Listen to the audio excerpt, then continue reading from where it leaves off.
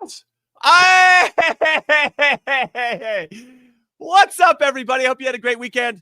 And listen, you know what to do. You're on the Golasso America YouTube channel. So hit like and subscribe, and let's get after it. Hi, hello, and welcome to your favorite Average to Good podcast. Call it what you want. I'm Jimmy Conrad alongside Tony Miola and Charlie Davies. And we have a really fun show to get into today. We're going to give a couple players their flowers after some individual success. We're going to talk about Wrexham and them getting promoted, primarily as to what we're seeing over there. Can it happen over here? Should be a good conversation. And then we got a little CONCACAF Champions Cup preview to get into. Vancouver Whitecaps up 2-0 in the first leg over Inter Miami. Now going back to Miami for leg 2. Game happens on Wednesday night. Yeah, so there's a lot to discuss as always, but we got to get into what happened this past weekend. Big Tones, you were saying off camera that your golf swing has improved. You got some lessons, or maybe you took a step back to go 2 steps forward. Where are you on your golf swing right now? Wow, I didn't know we were going there. Well, I took some lessons while I was up at Stanford a couple weeks ago, and this lady completely just threw me in the gutter. But it's coming back, Jimmy. I'm committing to it right now. I love it. I love it. Yeah, the growth mindset of Tony Miola. Last 2 days have been really good. Yeah, but it was a painful watch for a couple days, but. Anyway, I'm looking forward to some good chat today about some of this stuff, some great storylines. Okay, fun fact, if you've never seen Tony swing a golf club, it looks like Charles Barkley. I'm just throwing it out there at his golf swing. I'm just kidding. No, it's better than that. No. Don't put that out there. It's better than that. Yeah. Tony, put out some, you got some proof you could put out there? Some evidence? I can get the video of the lessons. I don't video myself, but I can get the video of. Yeah, we need to see that. We need to see that simulator. Yeah, we know we have a lot of golf experts. You want to. You don't need to. You want to see it. All right. How about you, Chuck? Anything happen this weekend for you? Yeah, two lacrosse games and two matches with the boys. My boys played up in age group. It was actually 2 age groups. Okay. And flexing already. No, one of them got his first yellow card. He snapped. I like that. I like that. So having yeah. So Tony, I don't know, or Jimmy, if you've experienced this yet. So, typically you play a team and the coach, is a little bit more animated than they should be, and so the parents get a little bit more animated. And so now you have two kids who are a little bit chippy on their side, and they know they're older, so they're trying to bully kids, and they score goals and they're celebrating like they won a World Cup. And I'm like, okay, it's fine, whatever. But now my kids are like trying to fight back. And he goes, they're playing dirty, ref. Hey, control them. They're playing dirty. And I'm like, these boys are 9 years old. What do you mean they're playing dirty? What are we talking about here? And he goes, I know intent when I see it. Intent. And so I'm like, all right, I'm not gonna address it anymore. 2 minutes later, this kid scores a bombasso from their team, a goal from outside, smashes it. And our goalie is a 9-year-old kid who's like not even half the length of the post. So the guy looks at me and goes, yeah! No way. Yeah. And I'm like, no. Okay. Didn't Caleb Porter do that to Bruce Arena way back when? I think so. But essentially, right, my kid loses it because the one of their center backs like elbows him from behind, forearm. So he loses it, does a 2-foot challenge, like aggressive, kind of reckless. And I pull him over and I say, relax, calm down. It's not the end of the world. I know at the moment you're overcome with emotions, but this is where you can't let it get the best of you. And he snapped, and then he was fine the rest of the game. But it was one of those moments where you go, wow, like the intensity was a little high for a U11 game on a Sunday morning. Yeah. Did you put your arm around him and go, well done, son? Like, did you give him one of those? Well done, son. He goes, Dad, did you ever get a yellow card? I said, son, plenty. So my daughter got her first red card a couple weeks ago. 2 yellows, I should say. She solves a lot of problems with physicality. I don't know where she gets that from, but my favorite part was that I wasn't actually that upset that she got the red card itself. I was more upset that she was still playing a little bit reckless, throwing her body around when she was already on a yellow. You know, like, you got to be smart. The guy's looking at you now. The ref's looking at you. You got to play the game within the game, you know? And so that was my sage advice. I was you teach them the dark arts a little bit, no? Oh, 1000% teach them the dark arts. Yes. Okay. There's a lot of advantages you can gain in trying to own your space before a ball gets there. That could be whether your team has possession or whether they don't. And so, yeah, 100% we teach the dark arts, but a lot of it's just, you have to get that chicken wing out. As I tell the girl, get the chicken wing out, protect yourself. And it makes a difference because now they can be in a little bit more control of what's happening as opposed to making it quote unquote fair. Right. And whatever, I say the dark arts, but this is how you have to play, especially as you go higher and higher up the levels. I do want to say, I know that I said in the last podcast that my team that plays at the silver level in the league, we got it to the final. Yeah. We got to the final of State Cup at the gold level. And we lost 3-0. Oh! Listen, we played some players. I was like, sack him. Tony, sack him. Sacked in the morning. Sack the manager. Sacked in the morning. You'll be getting sacked in the morning. Jimmy's getting the sack. Listen, I was really proud of how we performed. We created more chances than the other team. However, we had never played a team in my 8 months in charge now at this age group of playing a team they had 3 chances, they scored 3 goals. I was like, wow, they're so clinical. And we missed our chance. And that's how it goes. That's the game, right? But you listen, I'll say this too. Had we won the State Cup at the gold level, I would have been more insufferable than I already am. So it's probably best that I got a little some humility here, humble pie. But anyway, that's the weekend. There was a comment from Des wanted us to post it, and Kiko says, "Gentlemen, my daughter was born yesterday." Hey, congratulations! Well done, Kiko. Shout out. Hey, listen. From all of us here, call it what you want. We're gonna bless you with name her what you want. Okay, that's name her whatever you want. Charlie's a good name. Big Tones would be I don't know if that's a good one for a girl. Yeah, that's probably not good for her. But did he name her Barca? Barca? Is that what he named her? Barca? Charlie goes both ways. It does. It does. All right, let's get into the show. I don't want to get into my feelings about the big loss this past weekend. And we want to give a player their flowers. And then this player is Josh Sargent, who just got named to the championship team of the season. Him and his teammate Borja Sainz are the only 2 players on this team that aren't in the promotion fight or getting promoted. And that is a hell of an achievement. And as our resident number 9, Chuck, I feel like you should be giving the 1 rose here to Josh Sargent.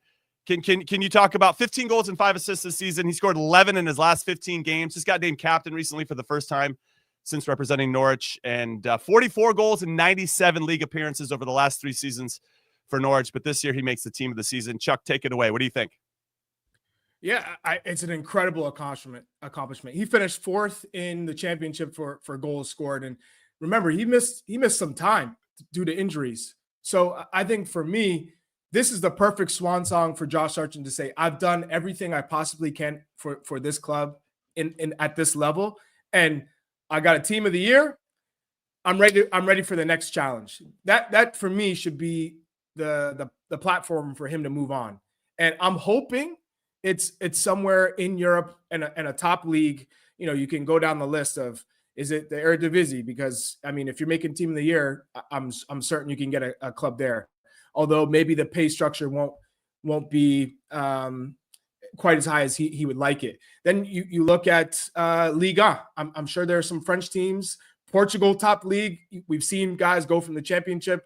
Victor Gyökeres is a perfect example of playing in the championship and not even excelling the way you would, and excelling in Portugal for Sporting. So I'm hoping that he moves on, maybe possibly back to the Bundesliga where he's had some success. But you know, I think he deserves a lot of credit for the way that he's performed at Norwich City. Okay, so apparently, according to journalist Florian Plettenberg, there's some interest in Sargent, as there should be, especially given what you said, Chuck, just that he's done enough, right? I feel like he's done what he's going to do in the championship. Needs a new adventure now at this point. But he says there's interest from Premier League teams and Bundesliga teams. Now, Big Tones, his contract has been extended till 2028, or his last contract that he signed till 2028. They're valuing him at about 15 to 20 million. And just to get back to, Sargent played 3 seasons in the Bundesliga with Werder Bremen. He scored 11 goals in 71 games prior to them getting relegated. Then he moved the move to Norwich. They were in the Premier League, then they got relegated, and now he's had those 3 seasons in the Championship where he's had very good success. Obviously, topped off by what he did this season in particular. And I swear the back half of that season, 11 goals in 15 games is a hell of a run, especially for a team that was struggling to maintain relevancy as they were kind of dropping down the table.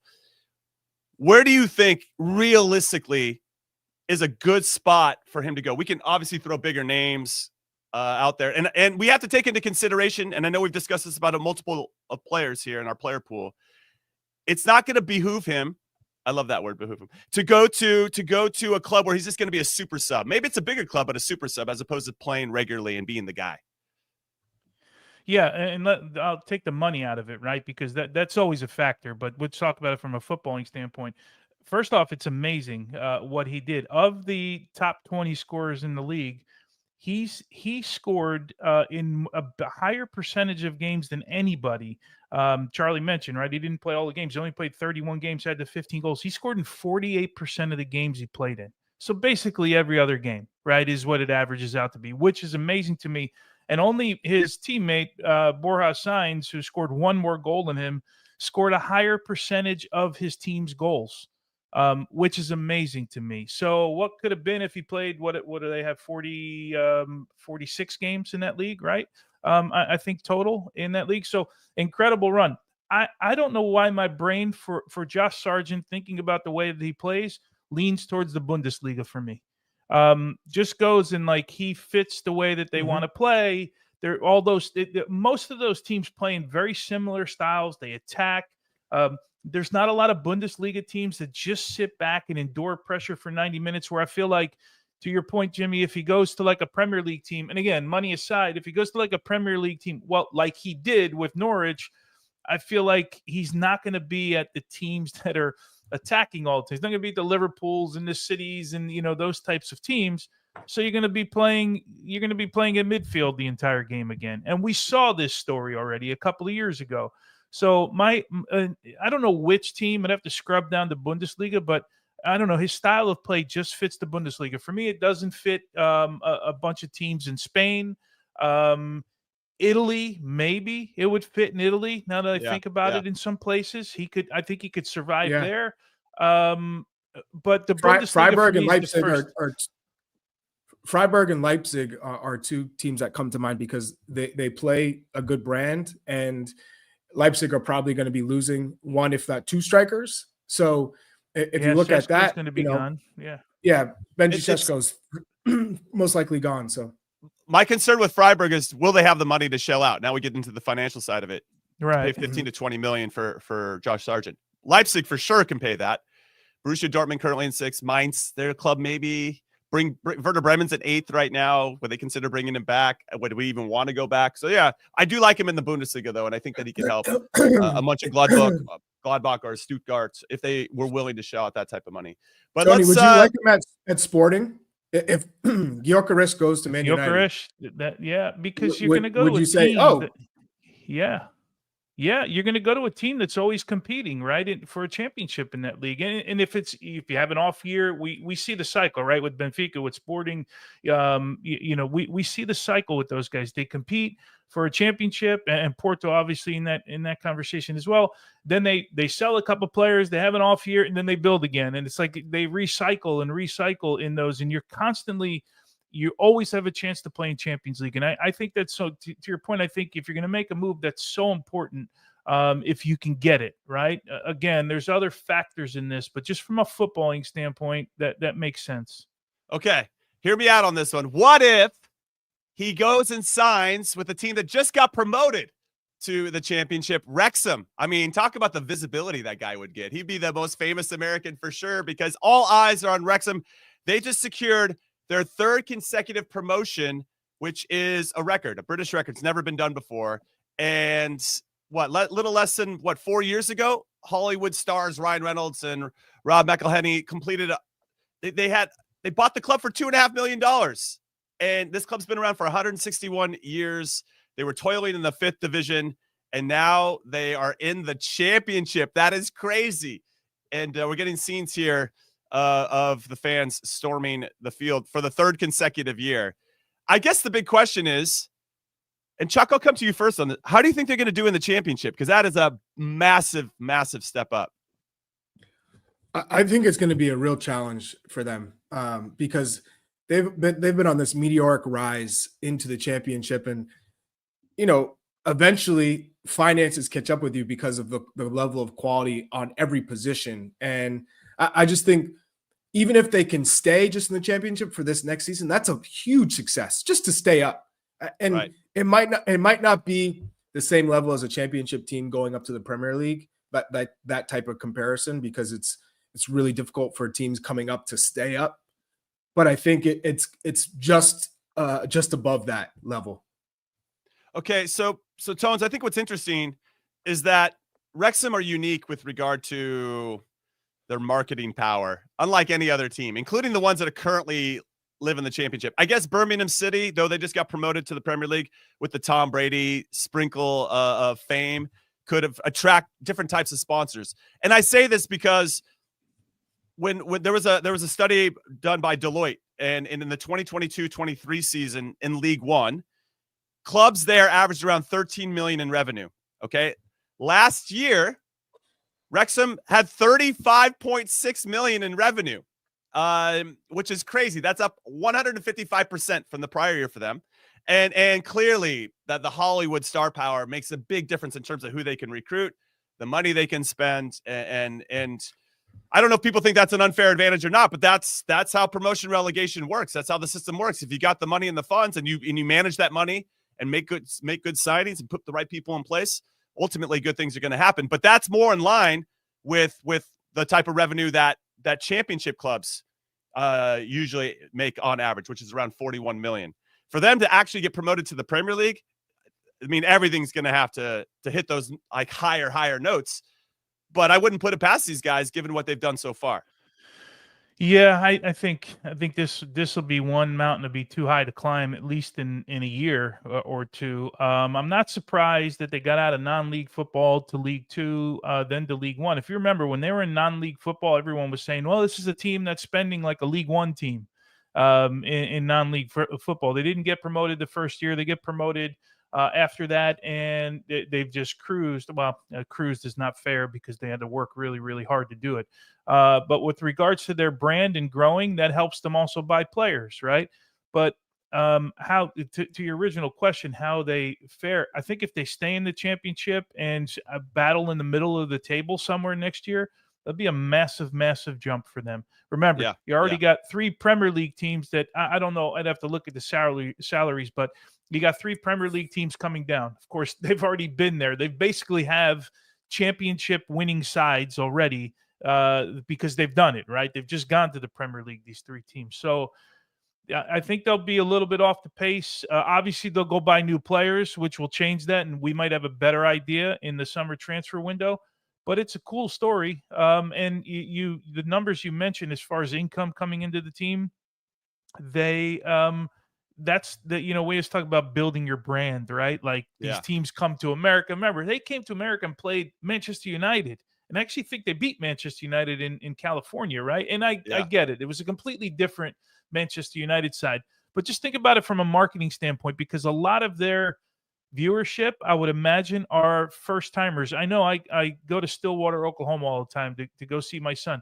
I was talking to people in Stillwater about Wrexham. They're like, "Have you seen this Wrexham side? This is really cool." I'm like, "Yeah, I saw it." And so you're gaining some soccer fans, whether they like the story of Reynolds and McElhaney, or whether they like the story of like the local club, or whatever part of the story they like, they're engaged in it. So they've done such a great job of building something at Wrexham for sure. And congratulations to them, by the way, because what they did is obviously never been done before. Right. I mean, there's a lot of teams out there all over the world that spend a ton of money, and it doesn't always equate to success. So fair play to them for making that happen. Just very quickly on the salaries, and then Chuck, I want to get into a bigger conversation about promotion relegation and how the Wrexham effect could impact what happens over here. But in League One, players' salaries average about $265,000 a year. Okay, that figure jumps to around $825,000 in the championship, and then to get to the Premier League, the average salary is around $4 million a year. So I'm very curious to see how and what they do in the transfer window. And I agree with you. Success for them should be, can we just be stabilized and just survive, put ourselves in a good pitch? It's almost like a 3-year plan to get to the Premier League at this point, right? As you kind of manage the high seas of the Championship, which I believe is one of the most difficult leagues to have success in the world, because it's just so many goddamn games all the time. Tuesday, Saturday, Tuesday, Saturday, Tuesday, Saturday. And you're basically playing at 70% full health for most of the season, because you can just never get to that 100%. All right, so Chuck, what do you think the Wrexham effect does here? Do you think it hurts MLS because MLS doesn't have that promotion relegation? They miss out on those narratives. I mean, I know we kind of have already spoke about this, and maybe we already know the type of answer, but do you think that this story, because of the impact, because people in Stillwater are talking about little Wrexham, and they're probably looking for, is there something like that exists here in the States? And now USL Championship has something in place to make that happen, obviously a couple of years out. Where do you think soccer and American soccer in particular, does it get hurt? Does it get helped by this story? What are your thoughts on that? Well, just like Ted Lasso, it helps in terms of promoting the game, getting people to understand the game a little bit more. It's obviously it's all stories, but storytelling is a big way to pull people in. Just like the 1994 World Cup. Tony can attest to this better than anybody. No one played the game in New Hampshire. There was like little pockets all around the country. Everyone was kind of unaware of the game, unless you had, some sort of foreign type of parent or friend or relationship in and around your neighborhood or community. You didn't really know anything about soccer. My dad came from Gambia.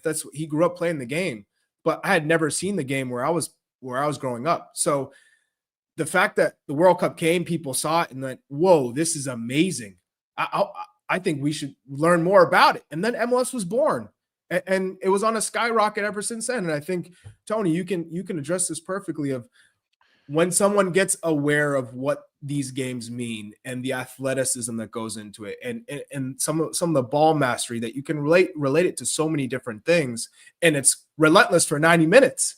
It's not baseball where you sit and you watch. So I think that type of action, and you're seeing some of the best players in the world come across your screen or come across the pitch. It is just such a beautiful sport, and it's hard to imagine not wanting to be a part of it. So I think in terms of Wrexham and Ted Lasso helping grow the game in this country, bring more awareness to it, well, people are not so stern on not giving soccer a chance anymore, or like, it's not American, or it's not. No, it's the world's game. And I think we're starting to catch on. So I think with promotion relegation in USL, if that comes to fruition, people will start seeing, oh, wow, every game matters. MLS is still caught in the, we'll wait till next year. We'll wait till we get the DP next year. Or, man, the DPs didn't work out. Well, we'll wait till next year for the coach to kind of address those things. I think it's gotten a little bit more stringent in terms of culpability. When you make bad decisions, coaches are getting fired now. But in the past, you get 2-3 years. And then it's like, we'll make a change. And there are some clubs who just still take their time. And I can't imagine some of the supporters in San Jose, in Colorado, where they're like, hey, what's going on here? So I think, Tony, you should address this, because it's just something where I think we just want this game to continue to grow so we can compete with the world and win a World Cup one day. Yeah, I mean, 94, if I had a nickel for every time, and I've told this story forever, every time someone said, man, I got hooked on the sport in 1994, and I wouldn't be sitting here talking to you guys if I could collect a nickel from all those people. But that's the hope, right, for this team. And to relate it to Wrexham a little bit, that's the hope for them, right, is that they just want to keep gaining eyes, and they've done a great job of doing it. But with regards to our sport, we know this. We have the biggest opportunity that we're ever going to have, probably in our lifetime. It may come around one more time in our lifetime to the U.S., but we're hoping by that point we're considered one of the best footballing nations in the world. It's going to take a lot of effort. So we have to take advantage of this moment right here. How do we grow the sport? I think all of these things, to Charlie's point, all of these things help grow the sport. Everyone will digest it in a different way. I hear people now. I haven't watched it yet, but I'm gonna start this Formula One. Right? There's people who have said this Formula One documentary that came out, I think on Netflix, it's growing their sport like crazy. Like people, but that's what Wrexham is doing, and that's what we hope the World Cup will do for people. And I know you want to get into the pro rel side of it, but that from a sort of a branding of not only Wrexham but our sport, I think they kind of go hand in hand when you think about them that way.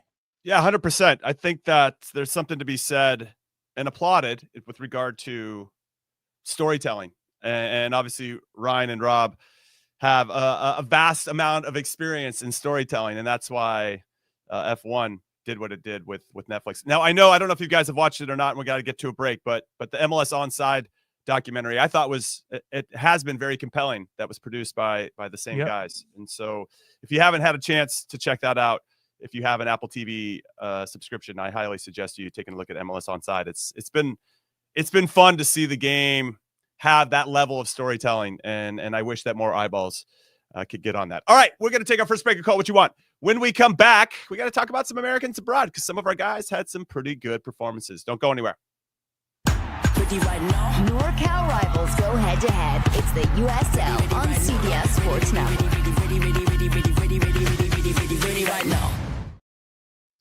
All right, welcome back into Call It What You Want.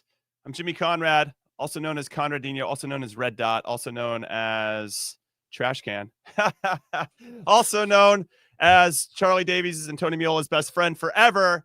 And let's finish that conversation about Wrexham. This is promotion relegation overall. We kind of didn't get into that, talking about a couple other things.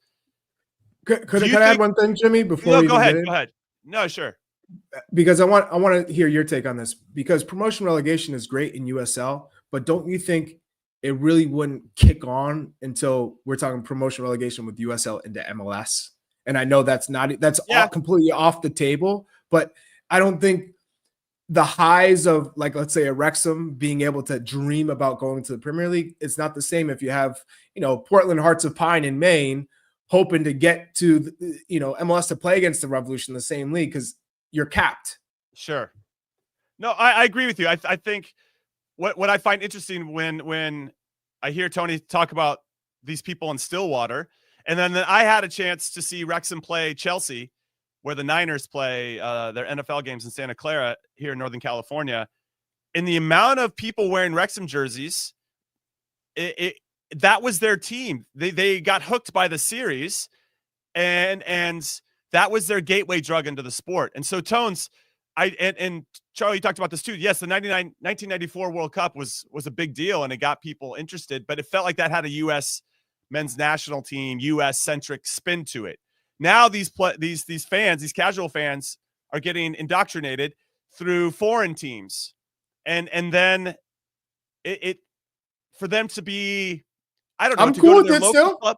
I'm still cool with it, but I'm just saying, like, it would be nice if we had, or if we had something in place. I just think the connection will be a lot quicker and sooner if you said, "Oh, look what Wrexham's doing," but we have that here too, right? You could support whoever, Oklahoma City Energy. I don't even know what their name is over there, but you have something that's nearby that is in the same type of pyramid and has that chance. And I think you would probably get a lot more crossover. As it were, the fans that I saw at that Wrexham Chelsea game were just like, we're all in on Wrexham.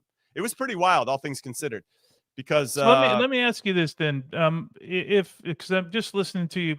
People, there are people who inherently don't like MLS, right? They don't think the quality's good. Or they like Chelsea and they just think it's easier to watch Chelsea or Wrexham, whatever it is, right? We hear it all the time, right? Whatever your rationale is, it's perfectly fine. Up to you.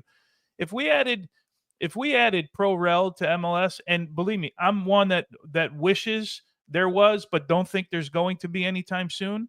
But if we added it tomorrow, do those people become MLS fans? Because they're arguing about the quality of the game. They don't like the quality. That's why they watch teams in Europe. Do they become instant MLS fans at that point? They better. They talk. No, they talk some, their talk. They some. better. Some, but enough to move there's the a needle? portion. There's a portion that would say, yeah, I'm in. And there's a portion that will still say quality's not good enough. Okay. Yeah.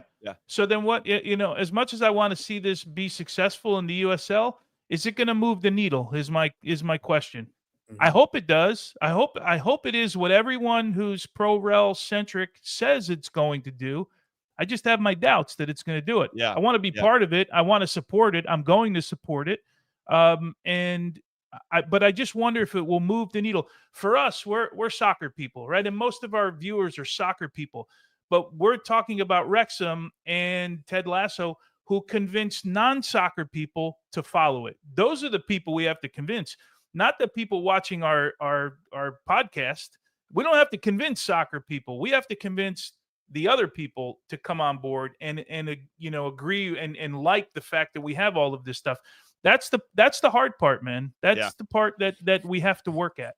I think what's interesting is that it's not like Wrexham at the League One level. We're playing scintillating football, as it were, this aesthetically pleasing. And if they did have that chance, it's because they had more talent than everybody else. They paid for more talent to go out there and flex and dominate those teams. But it wasn't, of course, they scored, this last game against Charlton, one of the goals was unreal. But so I'm not denying that they don't have talent, but I'm just saying if it's about level and quality, I don't know if the Wrexham example is the best one for that. All right, we could go on that conversation forever. Let's get to the Americans abroad, because producer Des put together a really nice graphic, and we want to give him a shout out for that. No, I'm just kidding. Christian Pulisic scored a career-high 16th goal in all competitions for AC Milan, and their big 2-0 win away from home against Venezia keeps them relatively in the conversation. They're 8 points back of the top 4 with 4 games left to go, so they're not mathematically out of it, but it's going to be a bit of a struggle. That is his 10th league goal in Serie A this season. And before I move on to any of the players, I just have to say this really quick about Christian Pulisic. According to Opta, that goal meant he is now only one of 3 Serie A players to have been directly involved in at least 50 goals. He's got 31 goals and 19 assists in the last 2 seasons in all competitions, alongside Atalanta's Ademola Lookman and Lautaro Martinez of Inter Milan. That is pretty awesome. And so we're giving out flowers today. Christian Pulisic definitely deserves one. Chris Richards got 6 clearances and helped Crystal Palace get a big 3-0 FA Cup semifinal win over Aston Villa. He played all 90 minutes, and now they've booked their ticket to the final.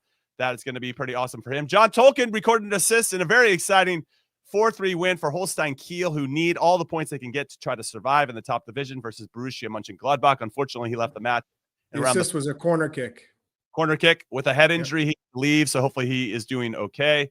Paxton Aronson recorded his 4th assist of the Eredivisie season in a 4-0 win for Utrecht. Ethan Horvath recorded league season high 5 saves in a very exciting 0-0 draw against West Brom for Cardiff. We had the Celtic won the Scottish Premiership. So shout out to Austin Trusty and Cameron Carter-Vickers for that. Cameron Carter-Vickers, I think, got named into the team of the season in the Premiership as well. So congratulations to him. Anybody else stand out for you guys? I know that Juventus had a big win, and Weston McKennie started at like the right wing back position. Tim Weah came on as a sub, and that keeps them firmly in 4th. I actually thought Busio looked pretty good in the Venezia game. Wanted to give him a shout. I really liked his movement in and around the midfield and made some good final passes. I don't know. We'll see if he's included in the Gold Cup roster, but I think he's warranted at least some considerations, just kind of dense in that area. Chuck, I can feel you ready to say something. I just want to hear from Tony on because he's a diehard Milanista. Christian Pulisic, given a coaching change, given some of the tactics and kind of disruption of this season, betters his last season. And it doesn't feel like he's even played as well as he has last season, right? Like the form, it felt like he was more consistent last year, but his production is better this year. So how would you evaluate Christian Pulisic this season? I think what he's done this year is actually more difficult than what he did last year, because the team was playing really well last year, right? There was support all around. He was doing it when they were competing for a Champions League spot, and they were competing every week. I mean, it's been some miserable moments at Milan this year, and he has been one of the constants. That whole the last part of Fonseca coming in, that part was sort of the down shift for Christian, right? Because the team was just in a complete mess. It's a guy that is, since he's gotten into into Serie A, I believe he's the leading assist getter right now. But I think since the day he walked in, he's been the leading assist guy in Serie A. and then you add the goals that he scored. I said all along when he got there, I thought he'd be 15-10 every year. That's where I thought he'd be. So he's been right in and around those numbers. But I think, Charlie, this year has been a little bit more difficult for him. So I give him more props because there hasn't been the supporting cast around him. And then you have a midseason coaching change. So he's now gone through 3 coaches at Milan, and the result has been the same, right? Nothing has changed. And we've seen in the past with some players, right? Your coach changed, all of a sudden you're not playing, you're not that coach's guy. If they put Christian Pulisic on the bench, there's 2 guys. If they put Pulisic and Reinders on the bench at Milan, the place will they'll want to burn it down, right? So I give him credit for what he did this year. I really do. Yeah, it's I'm kind of curious how they're going to finish the season. Obviously booked our ticket for the Coppa Italia final against Bologna. That would be some saving grace. If they can make a late push here to maybe get in the conversation for top 4, they're going to need a lot of things to go their way to make that happen. But at least they'll be finishing the season on somewhat of an upswing. You never know with this Milan team. You just never know how it's going to go. Some bad news. Unfortunately, Kevin Paredes, who just came back from a foot injury, came out of Wolfsburg's game with a hamstring injury. Right now, it's being reported as somewhat minor, but we'll have to wait and see. That happens at times, right? When you come back from an injury and you're pushing in a way that you haven't for a long time. And so some minor strains can happen. Gio Reyna got in the game for Borussia Dortmund against Hoffenheim. They ended up having to squeak one out 3-2. And Yunus Musa, I guess let's go back to Tony Meal on this. Not playing once again, didn't get any minutes this weekend. Doesn't seem to be first choice, second choice, or third choice at this point. Big Tones, should we expect to see him at any point in these last couple games for Milan? No, I don't think so. Unless there's a period where you're going to rest some players prior to the Coppa Italia final, then you might see him. But as far as like significant minutes and in moments where it means something, I don't think so.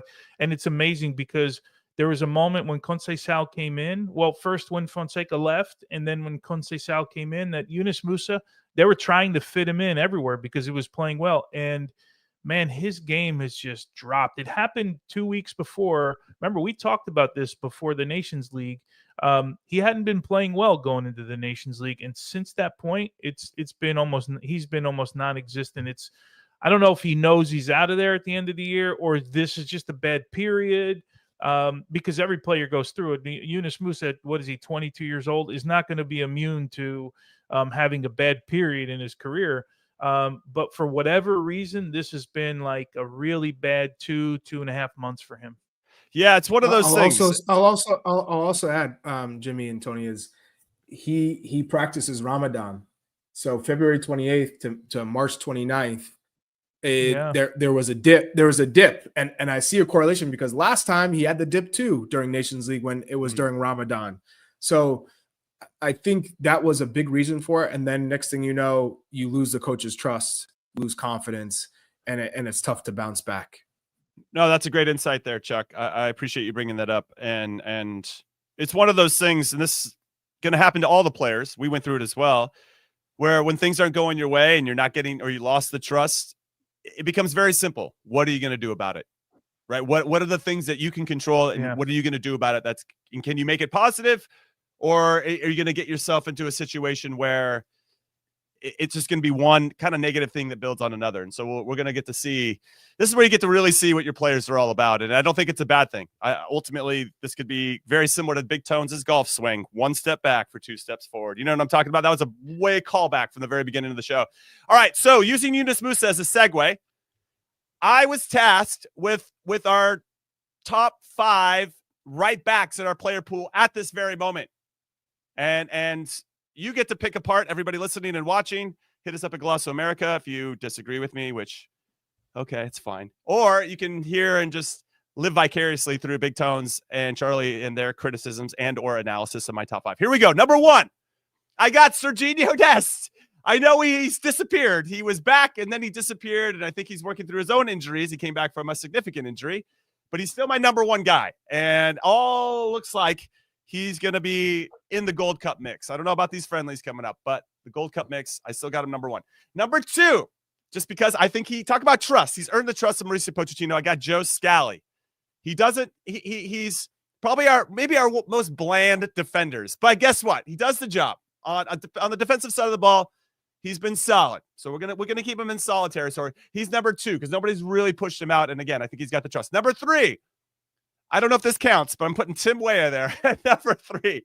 Just because we need somebody in a pinch. He's got plenty of experience. We know he can do it. Number 4, even though I don't like him on this list, because especially in the Nations League, I didn't think he looked good in this position. But Yunus Musah would be number 4. And then number 5, I've got Marlon Fossey, who I think, again, adding that trust into Mauricio Pochettino, that they do like something that he brings to the table. I got him at 5.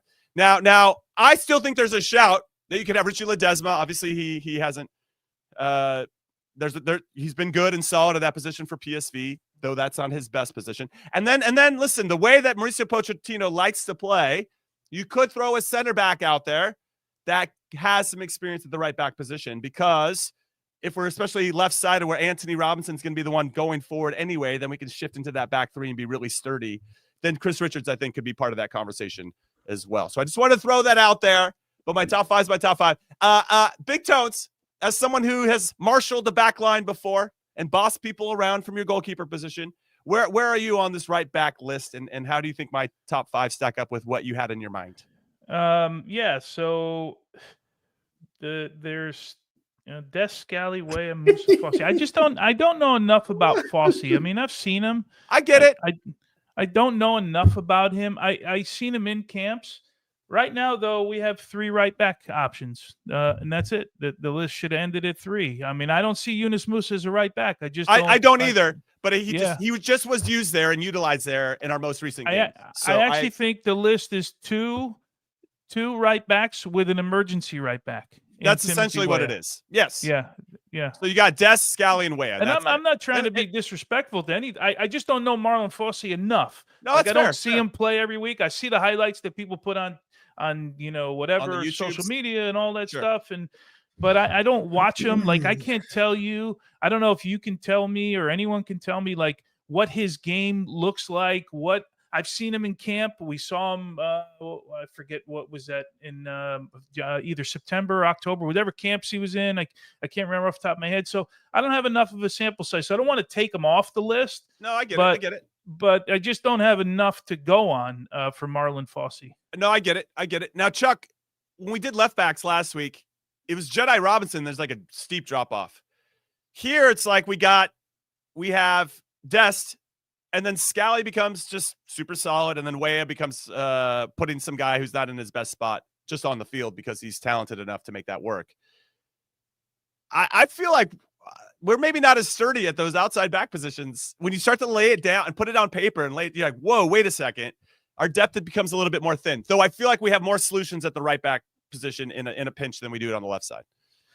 Let me tell you something, Jimmy. We've never been solid or deep in those positions. We've only had Tony Sana and Frankie Hayduk and Steve Cherundolo want to have a word with you.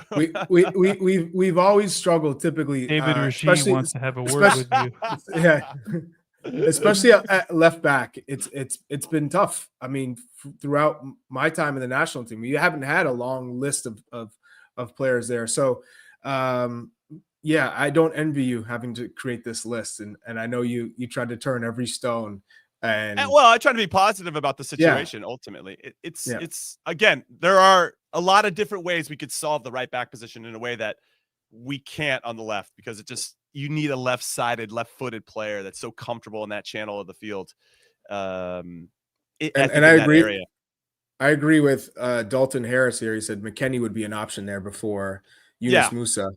Yeah, you might even use Weston there before Tim Weah as well. So you could, it literally might be Dest then McKennie if you had to go to a second option, and we're talking about a World Cup, because you have the most depth in your team is in midfield. So you're talking about Tessman, you're talking about Johnny Cardoso, and Tyler Adams, and so you could figure out something in the midfield. I think the right back. Yeah, Pochettino is going to have to get the best players on the pitch. Yeah. Jimmy, to my point about Marlon Fossey, Ivis puts in the rundown in our private chat. Fossey has three straight seasons as a starting right back in the Belgian league. Okay, I looked that up on Transfer Market. I get it. Is he a good long passer? Is he a good short passer? Is he a good defender 1v1? No, Does he make upper leveling runs? Is he a good crosser of the ball? Is he a leader in the team? Does he have an engine to go all game? What'd you expect? You're getting it from somebody who's an analyst. But this is my point. Who looks at numbers. No. I was taking my astray. point. No. It's my point that we don't know enough. How many people watch the Belgian league? Like we talk about the top 5 leagues in the world every year. No one to me mentions the Belgian league. I don't get it on my cable. I don't watch it. So that's my point when I say I don't know. I just want to explain. I just don't know enough about him. Can anybody tell me? Is he a good short passer? Is he a good long passer? Any of those things. Yeah, I mean, honestly, Serginho Dest would be a good example of. He's not Serginho Dest, but he has elements of his game. He's a former winger that's been dropped a little bit deeper. That kid can get going. When he gets going and going forward, he's hard to slow down. So there's a lot of elements I like about his game. He's not a starter for us, but could you bring somebody on that has that player profile that can break people down and get crosses off in 1v1 situations, that's a little bit quick, that looks to combine quick, and maybe be a catalyst if you're down a goal? But we saw this all for one game, right? It was one game we saw him play. Like he wanted to get forward. He tried to get forward. I forget who it was, but like I just don't know. I just don't know. Like that's one game. Maybe that's what that game presented it. But maybe in 9 of the other games that he plays out of 10, that doesn't present himself. He has to defend the whole time. So I just good at that. You know what I mean? Right. No, these are all great questions. I've seen bits and pieces of some of his games in the run of play, not just in highlights, but the run of play in Belgium. And what we saw in the game that he did play for the U.S. looks very similar. His decision-making is, I'm trying to get forward.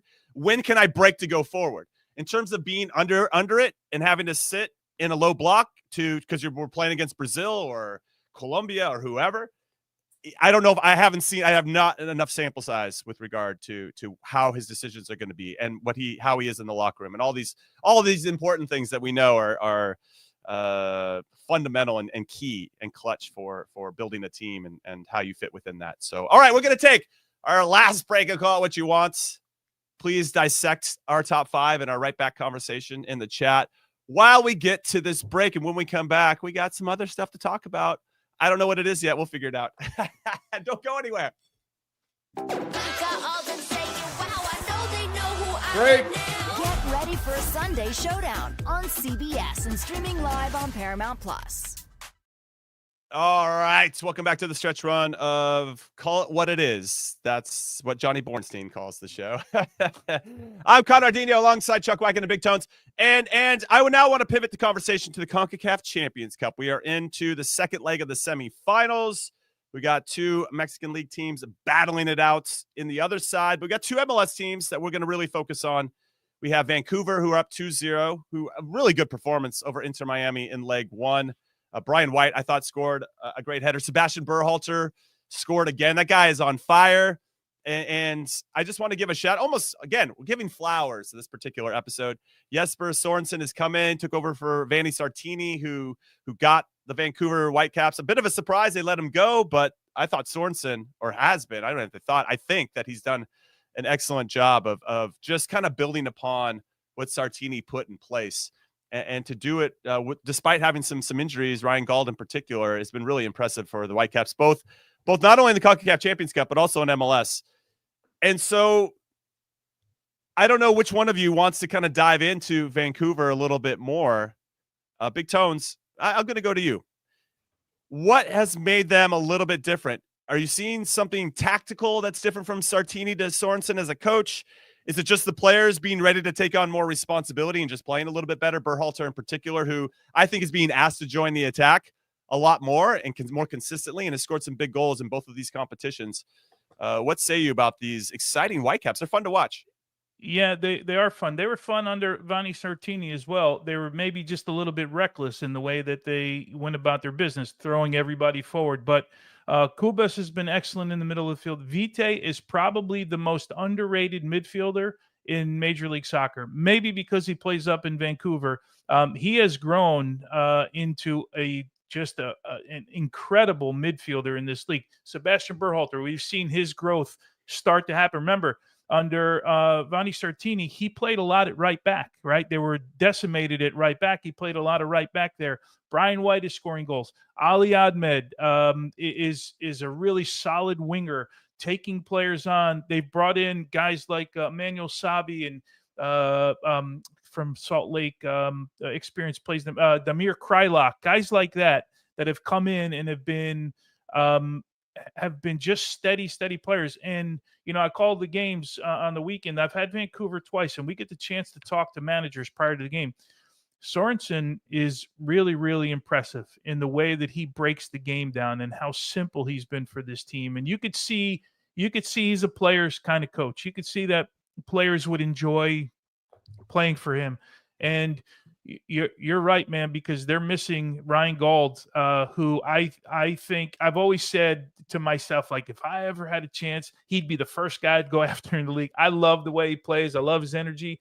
He got hurt. He's got that knee injury. It's kept him out now a little bit. Or it might be the back of the knee calf that he had. But he's a big miss, and they haven't missed a beat, man. So good on Jesper Sorensen. They've been a fun team to watch. Now, Chuck, I want to give you a Jesper Sorensen quote when he first took over the job. He was at Brøndby in the Danish Super League, where he had them competing at a high level. He comes over to MLS, and what I appreciated about him was this quote in particular. He said, "I'm not here to make a revolution, because I could see there was a great job done so far." So a shout out to Sartini there. "But make an evolution to try and make some adjustments so we can get better from actually a very good starting point. I can see a lot of good players with good mentality and playing with a strong heart for the club, and that's good to see." And so I appreciate that he's meeting the players and the club where they are, as opposed to being like, "Oh, well, I know more about everything." And I've just been really impressed with his approach. And then conversely, how quickly the players have adopted that approach, and the buy-in seems complete with every player on the roster.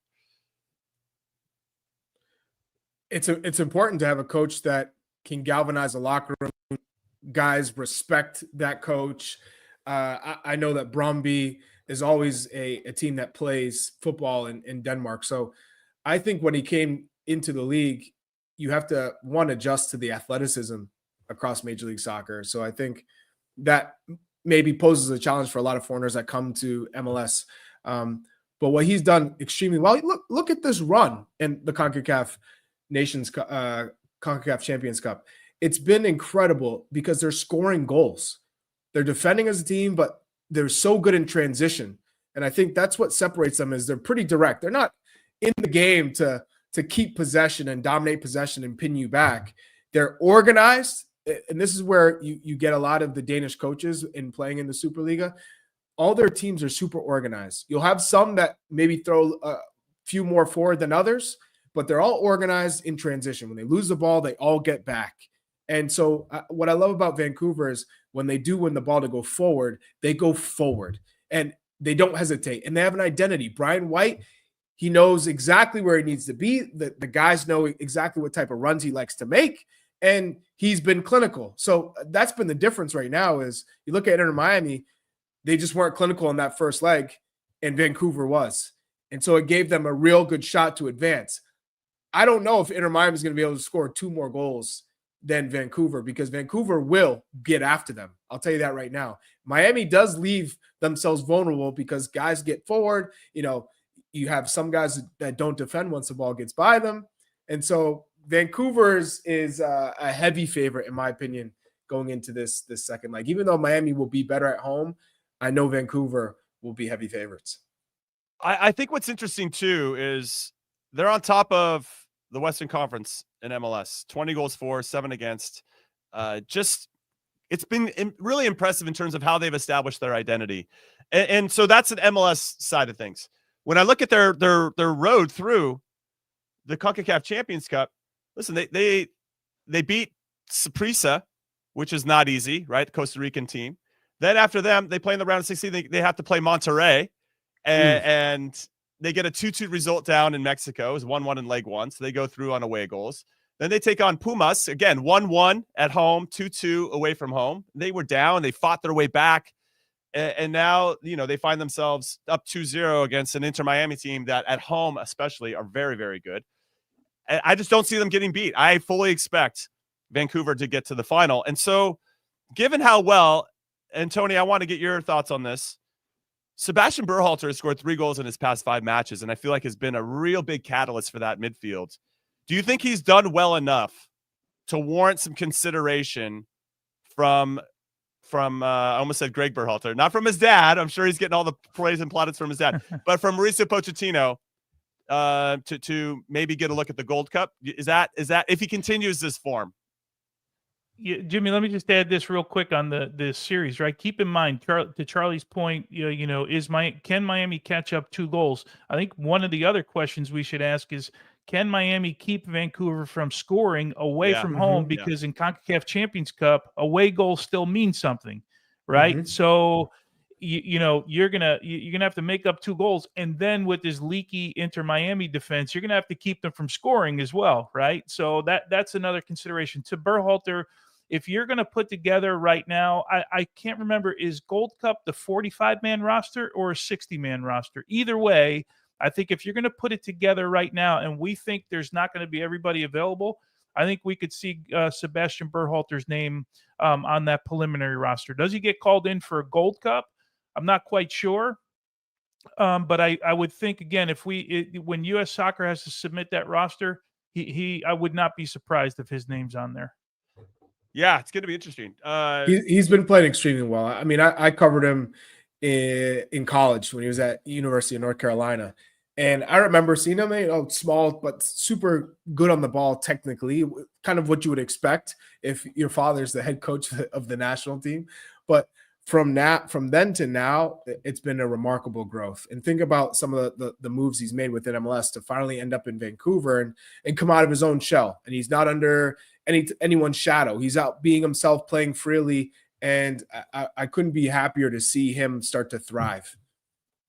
Yeah, it's gonna be interesting. I mean, we have a couple exciting months coming up for our player pool, both for club and country. We'll see how our players finish up in Europe, of course, and then we're going to see how the domestic players get on in multiple competitions, and FIFA Club World Cup's coming and Gold Cup. It's all kicking off. It's very exciting. Okay, so I want your guys' predictions now. Who's going to get to the final of the CONCACAF Champions Cup before I let everybody go? We have Cruz Azul and Tigres are in the other semifinal. It was 1-1 after leg 1 in Monterrey. That's where Tigres plays. They're going back to Mexico City to play leg 2. That game will be on Thursday night. Kicks off at 7 p.m. Pacific. And then Inter Miami hosting Vancouver. That kicks off tomorrow at 5 p.m. Pacific, 8 p.m. Eastern. Should be a great game. I highly encourage everybody to sit down and watch these as they book their ticket to get into the CONCACAF Champions Cup final. Chuck, coming right back to you. What is your prediction as to who's going to make the final between these 4 teams? Cruz Azul is going to be taking on Vancouver. Ooh, that's not the sexy final that we know CONCACAF wants, because they know they want Leo Messi in the final. But I think Tony was spot on, because Vancouver in every scenario have been able to score goals because they're so direct. And even though when Miami are chasing the game, so now they have to throw numbers forward, to say that Vancouver is going to walk away with no goals scored when they've scored in Mexico and they scored in Costa Rica over three different legs, for me, I think the 2-goal cushion is too much. And listen, let's look at Inter Miami's defense. They're not necessarily super locked down. So it's not like they're walking it. Yes, it's a fortress for a lot of different reasons. And mainly it's because Leo Messi can pull stuff out of his backside anytime he wants. But I just don't see it happening. I think everybody can tell where I'm leaning. Tones, what about you? CONCACAF, Jimmy, normally gets what CONCACAF wants Here we go. in these things. Oh boy. Here we go. But you think Vancouver's going to get CONCACAF? Here we go. But you think it's Tigres Miami? Tigres will be playing Vancouver in the finals. I wouldn't be surprised for either one of the Mexican League teams to get through, but I'm going to lean towards Cruz Azul as well. I think that because they have the home field advantage, it's going to be enough to see them through. And then I like Vancouver as well. Inter Miami, obviously, from a marketing standpoint, is what they want, but Vancouver just too good, and they don't care about your marketing feelings. All right, that's it. We're calling it a show. Thank you for hanging out with us. As always, we're coming back at you on Thursday. We'll obviously have a recap of what happened in the Vancouver Inter Miami game and see who booked their ticket. And we come back to you live here on the Golasso America YouTube channel. That starts at 10 a.m. Eastern, so come back and join us for that. Until then, we'll see you in 48 hours. You better be really good and having a lot of fun in those 48 hours. We'll see you in a little bit. Later.